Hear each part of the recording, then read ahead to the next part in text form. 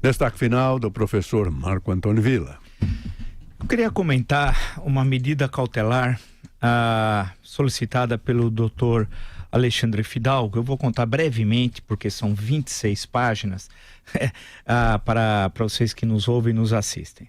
Eu fiz um comentário em 2016 aqui, no Jornal da Manhã, sobre um juiz do Superior Tribunal de Justiça, chamado senhor Joel Ilan Paciornik, que ele tinha ganho no mês, e eu mostrei o holerite que é disponibilizado no site do próprio STJ, Superior Tribunal de Justiça.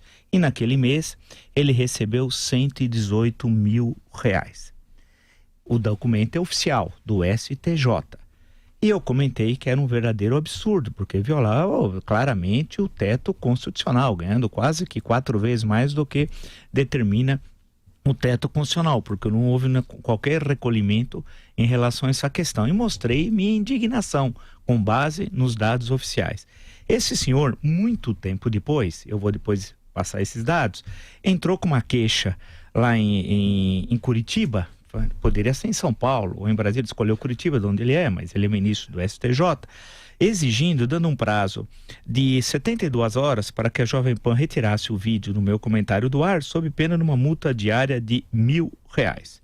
Bem, houve nós entramos com uma solicitação junto ao doutor Alexandre Fidalgo lá em Curitiba, etc. tal, mas para resumir, o assunto está no Supremo Tribunal Federal. E a ministra Carmen Lúcia, em 26 páginas, está aqui a medida cautelar, que ela revoga a decisão da Justiça do Paraná sobre essa questão, que era para retirar o vídeo, né, e com multa. E apresenta as seguintes razões. Eu vou ler muito breve, ser muito sucinto, tal. O texto é longo, né? Então eu só vou fazer em 2 minutinhos um resuminho. Ela cita primeiro o ministro Celso de Mello, e aí abre aspas: o exercício da jurisdição cautelar por magistrados e tribunais não pode converter-se em prática judicial inibitória, muito menos censória da liberdade constitucional de expressão e de comunicação, sob pena de o poder geral de cautela atribuído ao judiciário transformar-se inconstitucionalmente em inadmissível censura estatal. Aí fecha aspas. Continua a presidente do STF. Tanto não significa A, adiantar juízo de mérito quanto ao conteúdo que é vinculado em sítios da internet. B, autorizar o exercício irrestrito e limitado das liberdades de expressão de imprensa e de opinião pelos reclamantes. C, tampouco menosprezar a honra e a imagem de eventuais ofendidos, mas afirmar, e aí a citação do ministro Barroso, que esses bens jurídicos devem ser tutelados, se for o caso, com o uso de outros instrumentos de controle que não importem restrições imediatas à livre circulação de ideias, como a responsabilização civil ou penal e o direito de resposta. Fecha aspas. Essa citação é do ministro Luiz Roberto Barroso tal. Bem, continua a ministra Carmen Lúcia fazendo a menção à decisão do Tribunal de Justiça do Paraná, que era da retirada em até 72 horas do vídeo do ar, sob pena de multa diária de R$1.000. Continua a ministra Carmen Lúcia dizendo que, agora ela, citação textual, pelos documentos que instruem esses autos, parece evidenciado o descumprimento da arguição de descumprimento do preceito fundamental 130/DF, que nós partimos do pressuposto da decisão do próprio Supremo. Continua a ministra. Impõe-se, portanto, o deferimento da medida liminar requerida ao menos nesse juízo de deliberação próprio do exame das medidas cautelares, eis que a determinação de se inibir o conteúdo questionado, eu diga o vídeo, o meu comentário, volto agora à ministra, e que será objeto de julgamento de mérito na fase e pela forma processualmente devida na ação em tramitação na instância própria, não se harmoniza com a jurisprudência deste Supremo Tribunal. Continua a ministra.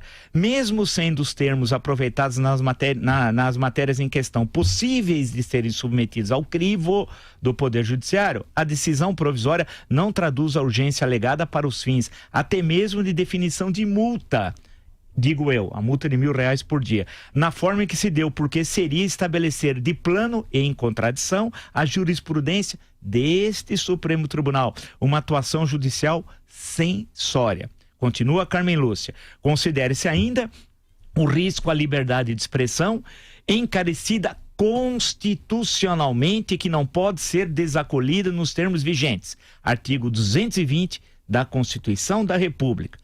Continua a ministra Carmen Lúcia. Esse princípio não pode ser vulnerado sob pena de se colocar em perigo o acatamento pleno da regra proibitiva da censura.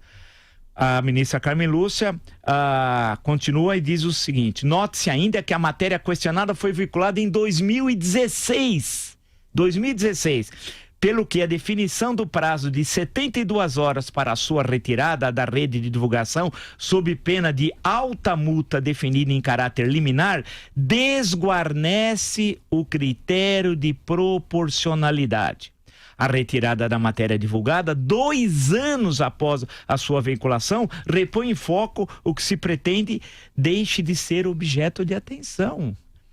Pelo exposto, para garantir a autoridade da decisão desse Supremo Tribunal, continua a ministra Carmen Lúcia, defiro a medida liminar para determinar a suspensão da decisão do juízo da 15ª Vara Civil de Curitiba, Paraná.